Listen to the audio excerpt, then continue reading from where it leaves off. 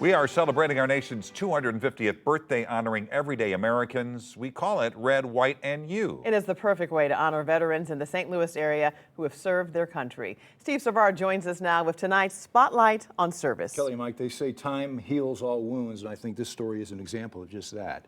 Ray Walls enlisted in the Army in 1965 at the age of 17. He would earn the rank of Staff Sergeant and survive 2 tours in Vietnam narrowly. He was awarded 3 Purple Hearts in addition to a Silver Star and Bronze Star. When he returned home, he still wasn't old enough to vote or even buy a beer. He didn't speak about his time in combat for decades after discharge. He couldn't. We were all loaded, weapon loaded. But when we got done, they never took the time to unload us. Adios, we'll see you, have a nice life. Ray Walls witnessed the horrors of war firsthand. That's a hand grenade that they threw at us. He was wounded 3 times, but escaped harm in performing what he calls his most dangerous duties as a so-called tunnel rat. Most of the time, it was about 24 to 36 inches. Clearing the network of Viet Cong tunnels. You had to work your way through it, and you're trying to do it as quiet as you can. Battling traps, claustrophobic darkness, and venomous snakes. The biggest thing was that we had was the 2-step snakes. And you know about the 2-step snake. It bites you in 2 steps and you die.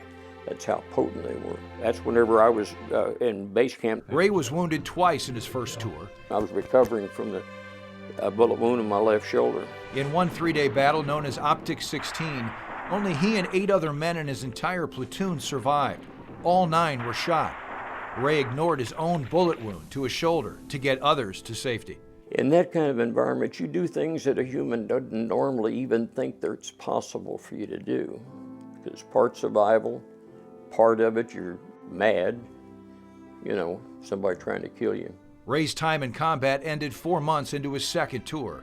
He suffered serious internal injuries when he tripped a grenade wire.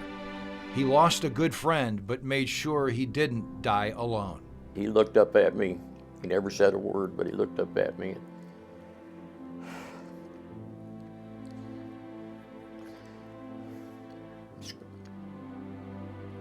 Closed his eyes and died.